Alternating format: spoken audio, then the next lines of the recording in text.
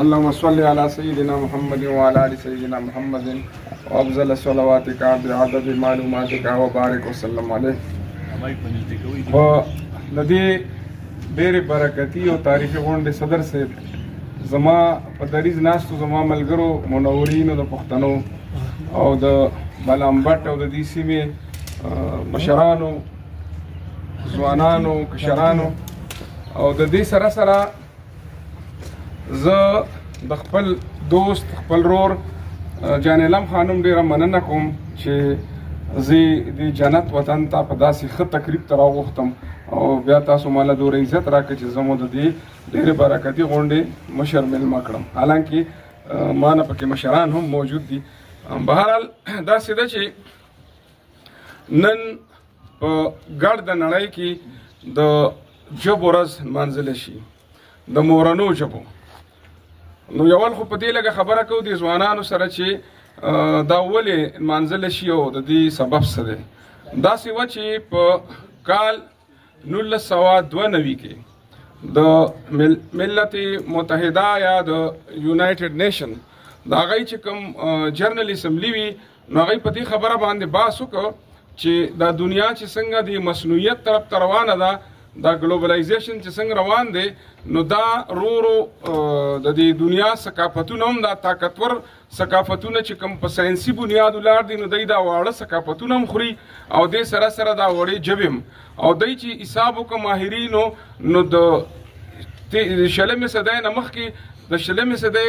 چې کوم دغه و د تاریخو نو 600 ژبې چې دی نو حالاتو خوړلې وي.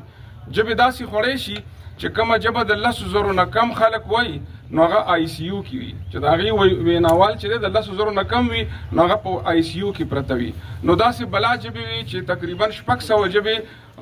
داسې وي چې کمو خلکو ویلې یا په ساینسي بنیاد نه وي ولاړې. بیا دوی اندازه ولګوله چې که چېرې موږ د دې مورنو ژبو حفاظت ونه کړو نو دا روانه صدۍ چې دا به زر ژبې خوري.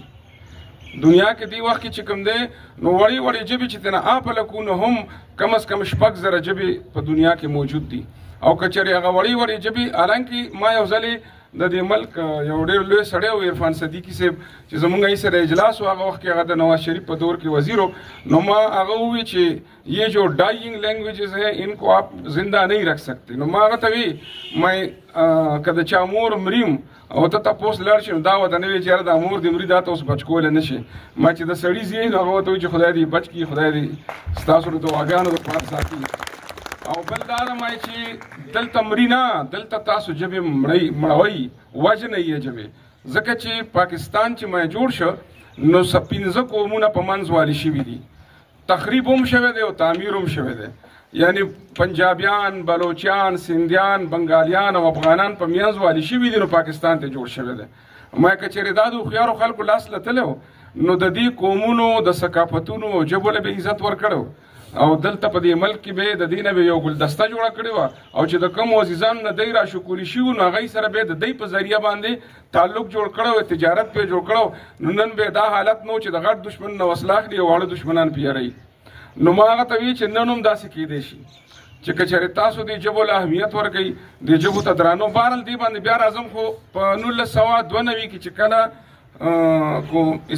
جنرل اسمبلی دا فیصله وکړه چې موږ به د دې ژبو ورځ لمانځو بیا وروسته د ثقافتونو ورځ او پکې هم تاسو به کتلي د کال ټولې ورځې تقسیم دي چېرته د میندو ورځ وي چېرته د قانون ورځ وي چېرته څه. نو بیا دوی په 1999 کې د اقوام متحده یا د ملل متحده ذیلی ادارې دا فیصله وکړه چې اوس په موږ د 2000 نه د مورنو ژبو ورځ لمانځو او د کال 2000 نه دا سلسله شروع کېده. بیا هغوی دې باندې کېناستل چې یاره دا ورځ موږ کومه مقرر کړو او چې ګیر چاپېره سوچ وکړو غور فکر یې وکړو نو هغه بیا زموږ هغه پالم زموږ راووته. هغه داسې وه چې د پاکستان زمونږ یو بله برخه وه زمونږ یو بل لاس و چې هغې ته به دی مشرقي پاکستان وي بنګال. نو په هغه بنګال چې دی هغه په پاکستان کې د پاکستان په دې فیډریشن کې 55% او موږ چې مغربي پاکستان والو نو موږ 45% نو د هغوی ځوانانو وي چې زمونږ دا ژبه زمونږ د هغوی که تاسو خیال یې هغوی چې اردو م وایي بنګالیان نو چاړی غوندې وایي ویلی هم نشي سمه نو هغه وی چې زمونږ دا ژبه هم تاسو د اردو سره قومي ژبه کوي چې دا دواړه ژبې لکه اردو هم قومي ژبه وي تاسو ورته قومي ژبه وایي د پاکستان نو بیا دا بنګالي هم کوي. نو یو پنجابي لیکلی دي چې مسټر جنا د هغې نه مخکې لکه څه وخت 48 کې چې کله دا ړومبی دا خبر راووته نو مسټر جنا رش ټو ایسٹ پاکستان ټو سپورټ اردو انټو انګلیش. وایي د دلته نه په تیزۍ کې جنا صاحب لاړ چې د اردو سپورټ کې په انګریزۍ کې ځکه چې خپله ولا نه ورتله. نو بیا چې دی په 1952 کې چې کله دې ځوانانو د گنگارام میډیکل کالج او د ټاکی یونیورسټۍ د 3 پوهنتونونو ځوانان راووتل او هغوی پرامن احتجاج کوه چې زمونږ دا ژبه دی د پاکستان دویمه قومي ژبه وګڼل شي. لکه په هندوستان کې هم 4 ژبې دي منلې شوي دي، په افغانستان کې 2 ژبې دي قومي، فارسي ده او پښتو ده. نو دی سرکار دا حکم وکړه چې دی باندې ډزې وکړي، دی وولئ. هغه یې وویشتل د های کورټ مخې ته او هغه یې هلته کې دفن کړی شو. نو دا بیا له خبره ده چې اوس په د هغه پولیس والو بچي په هغه ملک کې کوم حیثیت لري چا چې دا ویشتي او چې هغه کوم ویشتي شوي دي نو د هغې بچي به د شهیدانو بچي ګڼلی شي. بیا هغه په 21 فروری 1952 کې دا حادثه یا سانحه شوې وه. نو دا فیصله وکړه اقوام متحده چې موږ به دا ورځ د 21 فروری په بنیاد باندې ځکه نمانځو چې دې کې دا غزوانانو وینه شامله ده. دا زموږ بدنصیبی دی چې زموږ مسلمانان رونه د دې پاکستان ډیره ښایسته او ښېرازه برخه چې بلا پیداوار یو نن تاسو وګورئ هغوی په خپله زموږ نه مخکې روان دي. هغه زموږ د مشرانو د نادانۍ د وجې نه او د بېوقوفۍ د وجې نه او د هوس د وجې نه چې دی نو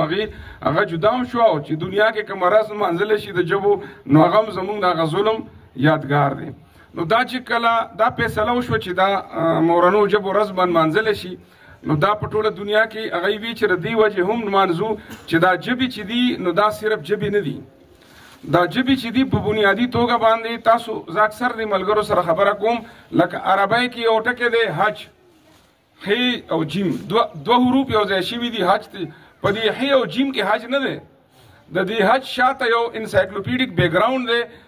یو سټرکچر دی چې کله تا ته څوک وایي چې زه حج لزم نو ستا مغزو کې راشي چې دی به کور کله پرېږدي، دی به د خدای کور ته ځي، دی به سیرې ګریوان کېږي، جامې به لرې کوي او ګریوان به یې سیرې وي لکه د عشق چې کومه تقاضی، دی به بیا د محبوب د کور نه چاپېره ګرځي او بیا به د محبوب د کور دیوالونه ګټې ښکلوي، بیا به دی د ځان نه نی خبر، دی به نه نوکونه اخلي او نه به ویښته کټ کوي لکه د جنون کې او بیا به اخر کې قرباني ورکوي. دا ټوله خبره د یو ټکي سره راشي. دغه شان چې څوک چاته وایي چې د ملکزو حجره نو هی جیم ری هی کې حجره نه ده، حجره خو په معروض کې ده، خو دا نوم نو مطلب زما دا دی چې کله ژبه ځي نو چې حجره ټکی ځي نو ورسره به حجره هم ځي د منځه. چې کله د قومونو نه ژبه څوک پرې کوي نو د هغوی معافیت، د هغوی تاریخ، د هغوی ژوند جواک، د هغوی اتلان دا ټول داسې ځي لکه څنګه چې د لیوني نه حافظه هیره شي. نو دا قوم د دې قوم مثال داسې شي ته چې کله یو قوم پیسې کول غواړي چې دا قوم د اکټیو پاتې نشي نو د انډیجینس کلچر نیریټیو به وي، یعنی د چې کومه باطینی او روحاني توان وي د مورنۍ ژبه، د کلتور، د کلتوري ادارې، حجره، جومات، جرګه دا به هټ کې او تاسو وګورئ د 1300 کالو راسې موږ سره هم دقه لوبه جاري ده. نن چې موږ دا مورنو ژبې ورځ نمانځو نو موږ دا څومره د افسوس خبره ده چې په پاکستان کې دی وخت کې کمې غټې ژبې دي 4 دې سره بیا نورې ژبې شته. ما دغه حکومت ته د نواز شریف په دور کې دا تجویز ورکړو،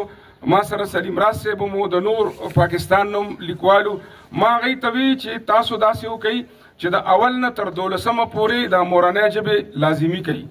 لکه څنګه چې انګریزي لازمي ده او دې مورنو ژبو له استادان ورکوي. او دا چې کوم دی نو په 2014 کې د ANP په دور کې دا فیصله شوې ده چې د دې صوبې 15 غټې ژبې لازمي ګرځولې شوي دي. نو ما هغوی ته وی چې تاسو دا ټولې پنجابي لازمي کوي. بیا مې ورته وی چې تاسو موږ ته بلې شاه وښیئ، په اسلامي کالج کې هغه وخت زه استاد وم، مې موږ ته بلې شاه وښیئ او هغوی ته رحمان بابا وښیئ. مې هغه صوفیای کرام چې د دې خاورې روحانیت دی، د دې خاورې معافیت دی، د دې خاورې مینه ده پکې هغه صوفیان چې لکه بلې شاه بابا وایي چالو بلې او ته چل چې ته سارې انډې وایي هغه ځای ته مې بوده چې ټول خلک هېڅوک نه پېژني، ما هم څوک نه پېژني. مې هغه خلک هغه بل شاه مونږ ته وښیي هغه شاه بټایي د سند چې هغه وایي ستنې ته وایي ستنې ته چې او ستنې ته زما نه زیاته محترمه یې ځکه چې ته په خپله بربنډې خلکو له جامې ګنډې نو ما ورته وی چې دا د دې خاورې وزډم دی د دې خاورې دانش دی دې باندې دې قوم کې څلور خبرې د پاکستان کې ما 3 خبرې یو دي یو جغرافیه شریکه ده نوې جوړه شوې ده یو روحانیت شریک دی دین او روحانیت او یو زموږ مشرکیت په دې کار وکړي خو دې قومي ژبو کې وکړي دا مې علاقایي ژبې نه دي پنجابي سندي بلوچي دا زمونږ او پښتو دا زمونږ قومي ژبې دي نو ما هغه بیا داسې وکړل چې هغه تجویز هغه ومنه ما ورته یو دا تجویز ورکړ چې په اسلام آباد کې یو 10-15 ایکړه ځمکه واخلئ او په دې کې ځان له یو جوړه کړئ پښتونخوا لینګویجز ډیولپمنټ سنټر یعنی د پښتونخوا د ژبو د ودې مرکز بیا پنجابي لینګویجز ډیولپمنټ سنټر نو هغې کې ماروي میمن تاسو به پیژنده هغې ما ته وی چې یاره که استاد وی که چېرې په دې کې موږ منځ کې دا موږ وي په صوبو کې جوړ نه په اسلام آباد کې جوړ کړو منځ کې پکې د اردو جوړه کړو نو ما یې جوړه کړئ پکې که نه ما اردو سره خو خپله کلچر هم نشته تک پنجابي سندي بلوچي کلچر د دې شاته دی ته اردو کلچر خو نشته که نه ما پنجاب ځکه ما چې په پنجابۍ کې م ډرامه لیکلی شي نو هغې کې چودري او هغې کې هغه ځای چې زمونږ ډرامه لیکلی شي هغې کې خان وي یعنې زمونږ پښتو کلچر که په اردو کې م لیکلی شي هغه موږ سره دا خبره ومنله په سینټ کې دا شی پاس هم شو خو د هغې نه پس حکومت بدل شو او بیا څه چلو شو نو په هغې اوس خبره نه کوم چې کله نواز شریف سره بیا ادارو څه چلو کړو بهرحال داسې ده چې اوس موږ په دې سټیج باندې خبره کوو نو د کله چې په 2014 کې دغه ژبو لازمي شوې نو د هغې د یو کریکولم یا د نصاب جوړولو دپاره یو کمیټي مقرر شوه هغه د اباسین د هغې کوارډینیټر و ډاکټر اباسین یوسفزی زه هم په هغې کې وم او د مسلم شاه وصال هم موږ سره په هغې کې و ستاسو له طرف نه په هغې کې هغه استادان او هغه پروفیسران شامل وو چې هغه د پښتو شاعران وو کله چې هغه موږ ته هغه وخت حکومت ووی چې تاسو دا نصاب جوړ کړئ د دې پښتو نو دا به بیا مثال شي نو دغه والا چترالی والا به هم د دې نه جوړ کړي او د دې په رڼا کې هغه وی چې موږ به تاسو خواله نه راځو هغه نصاب موږ جوړ کړ بیا موږ دا سفارش وکړو چې تاسو د دې نصاب سره چې دی د دې دا اول نه تر 12مه دا ژبې لازمي کوي خو دې له استادان ورکوي موږ ورته ووایي چې په سکول کې د عربی استازي 80 ورته وایي نو چې د 5م نه های سکول ته دغه ناست دی چې د 5م نه های سکول ته ماشومان راشي یا میډل ته نو د عربی استاز د هغه خو ډوډۍ تړلي عربی سره د هغه په دین څه کار دوره دي دا دین خو بل استاد دی د اسلامیاتو والی نو هغه هغې ته وایي چې تاسو کې څوک عربي وایي نو هغې کې د علماو د کور یو 2-3 ماشومان لاس اوچت کړي نور نه اوچت کړی نو هغه ته یې ونیسئ د سور زامنو غوږونه نو چې غوږونه پې ونیسي نو وایي به عربي که نه نو هغې ټول وایي او چې موږ به عربي وایو که دغلته د پښتو استاز ولاړي SPT سینیر پښتو ټیچر دا هغه درنګ ورته ما تجویز هم ورکړو ملګرو ته هغه وخت موږ سره سیکټري راغلی و پرایویټ سیکټري د حکومت هغه موږ سره دا منلې هم وه هغې کې یو لطیفه هم شوې وه چې هغه وی چې ته وایې چې د پښتو استاد نو پښتنو ته د پښتو د استاد څه ضرورت دی هر یو یې ښودلی شي نو زمونږ یو شاعر ملګری دی استاد انیب کیس هغه ورته وی چې بیا خو مسلمانانو ته د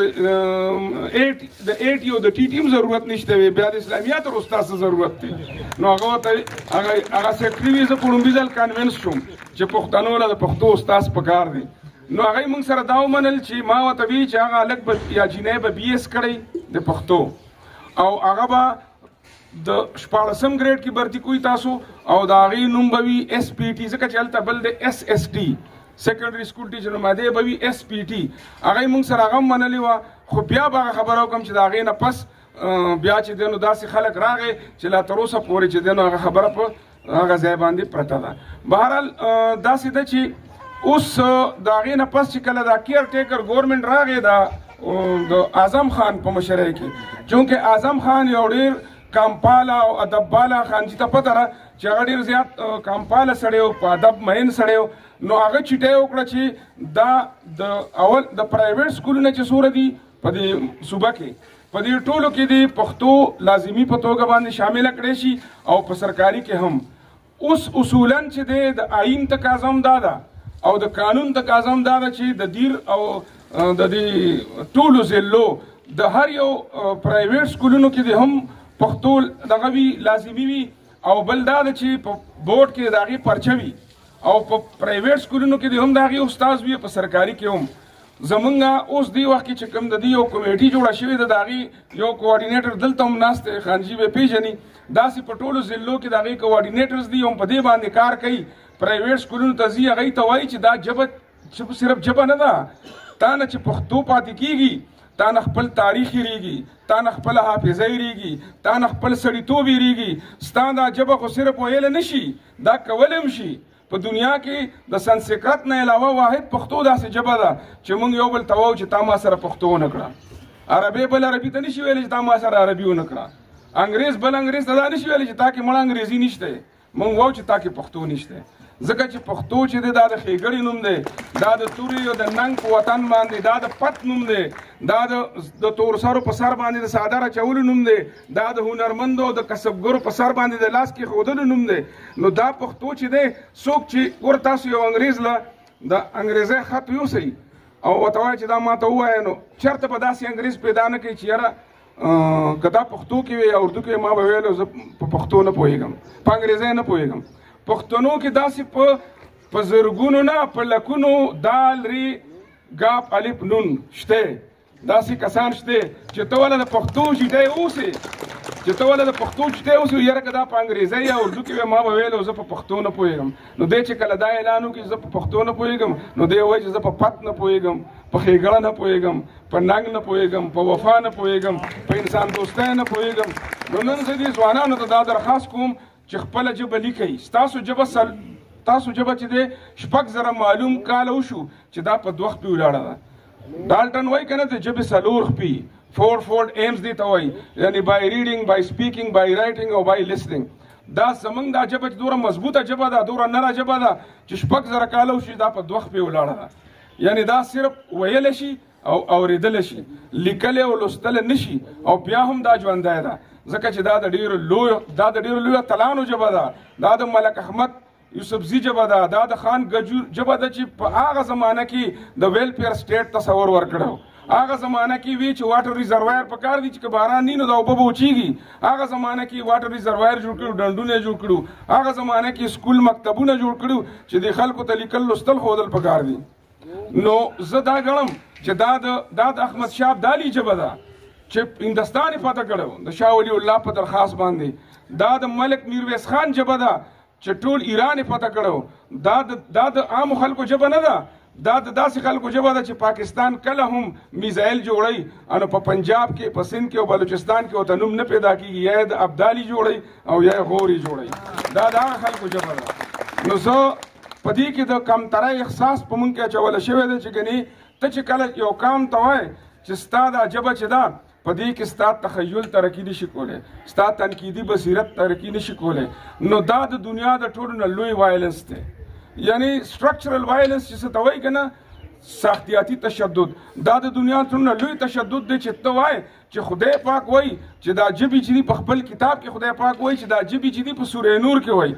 دا ژبې چې د یو بل نه بدلې دي او دا شکلونه نو دا زما آیاتونه دي خو عقل والا پې پوهېږي بدقسمتۍ نه په پاکستان کې د عقل والا حکومت ډېر کم راځي که نه نو هغه وایي خدای پاک وایي چې هوښیار خلک په دې خبره پوهېږي چې دا زما آیاتونه دي دا ژبې په سوره ابراهیم کې خدای پاک وایي چې ما هر قوم ته ځکه د هغوی په ژبه باندې استازه لیږلی دی چې هغوی ته خبره واضح شي مطلب دا چې بچي ته کنسپټ کلیر کېږي په مورنۍ ژبه کې د قرآن د سوره ابراهیم د دې آیت مطلب دا دی چې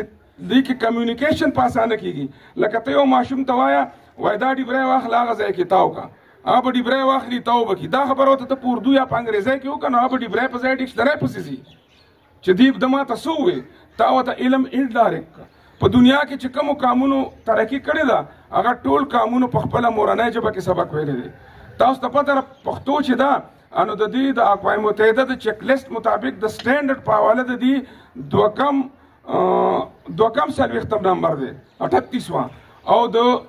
چینی ژبه چې ده نو دا په 2000 نمبر ده هغوی په خپله کمزورې ژبه کې تعلیم حاصل کړ او دنیا یې ځان ته حیرانه کړه او موږ خپله سټینډرډ ژبه غورځولې ده یعنی چینیان تاسو وګورئ د هغوی په ژبه کې فعل او اسم نه دی معلوم د غیر معیاري ژبې دا مسله وي چې دې کې چې د نو هغه چې د هغه دغه بعضې وخت کې یو چینی هغه درنګ حروفې تهجي جوړوي د هغه الفابیټ واضح نه دي. نو مطلب دا دی چې جاپانیانو په جاپانۍ کې ترقي کړې ده. اوس ځینې خلک وایي چې په انګریزۍ کې زوام انګریزي ژبه د اول نه تر 12مه لازمي پکار ده، ځکه چې ما ته یو ورځ چې اوي ته چې وایي چې دا پښتو زمونږ مور ده انو د انګریزي نمایندار دنیا د نړیوال کلي مور ده که نه، نو هغې دپاره زده کول پکار دي. وی دا عربي نمایده عربي زمونږ نیا ده که نه، وی دا اردو نمایده زمونږ ترور ده که نه. ما خو رشته خو یول د مور اهم ده که نه، ما چې ته خپلې مور عزت نه کوې نو د بل بچا عزت وکړي. زه دا خبره داسې راغونډوم چې دا موږ اکثر وایو چې دا زمونږ مورنۍ ژبه ده. نن په ټوله پښتونخوا کې د جینکو په یو کالج کې په یو سکول کې د مورنو ژبو ورځ نشي نمانځلی. صرف نایله ژوندون چې دا هغې په خپل کالج کې د دیر د سودم نن هغې د دیر سودم په ډیګري کالج کې چې هغه د پښتو پروفیسره ده او هغه جینۍ چې زه ورته خپله لور وم چې خپل خاوند ته د کتابونو په جهیز کې په داج کې ورته ویلو چې ماله به کتابونه راکې، هغه جینۍ نن ولاړه ده په میدان باندې او هغې د پروفیسرې په حیثیت باندې د مورنو ژبو ورځ په خپل کالج کې لمانځلې ده.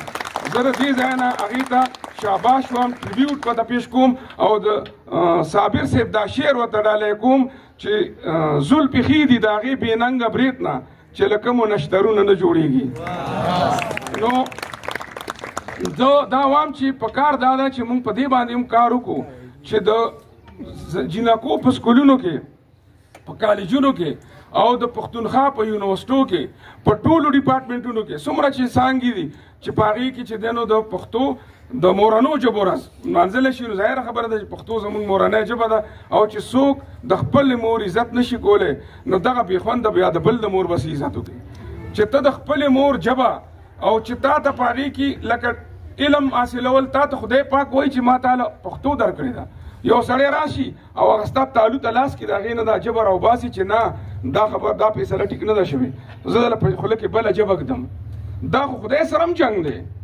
ځکه چې خدای پاک ورته آیات ویلی دي او ته د خدای پاک آیات د چا د خوري نه شوکې، د خدای پاک نښه د چا د خوري نه شوکې.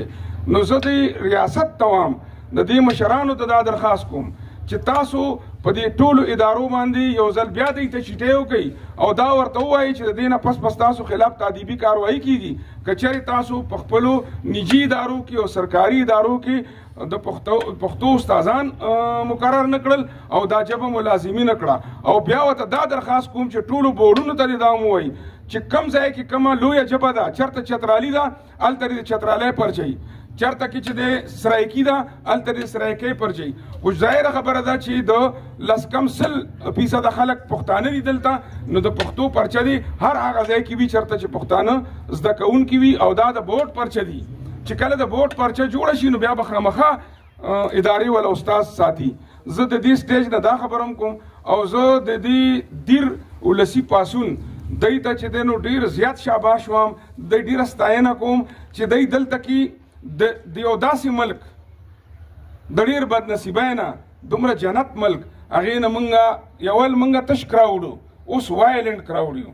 یول هجوم او اوس متشدد هجوم. په داسې متشدد هجوم کې چې دلته کې چې دی نو جنګي اقتصاد راوړی شوی دی او یو بدماش راځي د دنیا نو هغه یو شان جنګ راړي او بل بدماش بل شان جنګ راړي. په داسې حالاتو کې د دیر د نرانو پښتنو د امن دپاره د سوکالۍ دپاره اواز اوچت کړی دی او ظاهره خبره ده چې امن بنیادي خبره ده. کله چې ابراهیم علیه السلام خانه کعبه جوړه کړي نو خدای پاک ورته وایي چې دا د امن کور دی، اوس د رزق تلاش کوه. قرآني آیات دی که نه چې دا د امن کور دی ستا دپاره، امن درته میلاو شو اوس تلاش کوه د رزق. نو دا زه دا درخواست کوم د ریاست ته هم چې دا پښتانه نور د جنګي اقتصاد نه وساتئ، د دی خپل سیاست ته پرامن جمهوریت ته پرېږدئ. که څوک وایي چې د دې ملک د مسلو حل څه دی نو زه وایم چې جمهوریت، نو چې بیا وایي نور نو هم نور جمهوریت، چې بیا وایي نورې سال زه هم نور جمهوریت، چې بیا وایي نور نو زه هم نور جمهوریت. ترډ پارټي به د منځه وځي، ترډ پارټي چې هغه جمهوري پارټي نه ده هغه به د منځه وځي، هغه به ځي او د ملک د پولو حفاظت به کوي او دې سیاسي خلکو ته به وایي چې دې اسلام آباد کې کښېنئ هم خپلې مسلې حل کوي هم ګاونډي ملکونو سره خپلې مسلې حل کوي.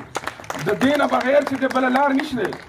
نو زه دا درخواست کوم دې ملک د مشرانو ته چې په د سنجیدګۍ مظاهره وشي او د دې قومونو اخر کې دا خبره کوم چې د دې قومونو دا ثقافتونه چې دي دا د دې ملک ښایست دی، دا د دې ښکلا ده. خان عبدالولي خان به د نیب د سربراہ په حیث باندې په تقریر کې یو دوه خبرې کولې، دا تاسو سره شریکوم، بیا د اجازت غواړم. هغه به وي دا دغه لیکلي دي، حبیب جالب په خپل کتاب کې لیکلي دي چې خان عبدالولي خان که په ډاکې ته تو که راجداني ته کار ځای هغه به وي چې د نظریه پاکستان نه که ستاسو هر مطلبي، خو د نیب کې مطلب دی په ملک کې معاشي مساوات، سیاسي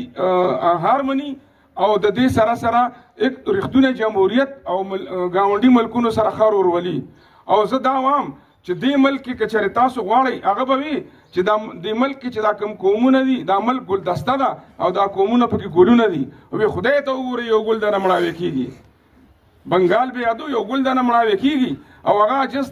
په ډزو کې هلته ناستو شیخ مجیب ته مینتونه کول، هغه ورته خط وخو وی دا خط ماله راغلی راته وایي چې ته شپږ نقطې غواړې، زه د هغه ډېر څه درکول غواړم. یا خان ورته خط لیکلی او د جنرال پیرزاده د دباو لاندې سیاسي خلک ورسره ملګری شو. زه نن دا وایم د ادارو ته دا درخواست کوم چې دا ملک چې دی دا د خدای پاک نعمت دی، دا د دې قومونو شریک ملک دی، په دې کې د یو نوي سوشل کنټریکټ ضرورت دی چې هغه په ازادۍ سره د قومونو منځ کې یو نوی سوشل کنټریکټ د دې فیډریشن لاندې وشي، د دوی ژبو ته د دوی ثقافتونو ته وده ورکړی شي، د دوی چې کوم روحانیت دی هغه روحانیت په دوی کې وویشلی شي، هغه که د رحمان بابا خبرې دي، هغه که د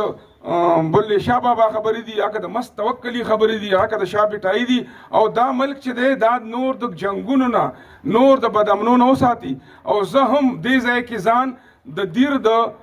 امن د پاره چې کوم پاسون دی زه والنټیرلی د هغې ځان پیش کوم، د هغې دپاره زه هم د هغې حصه یم.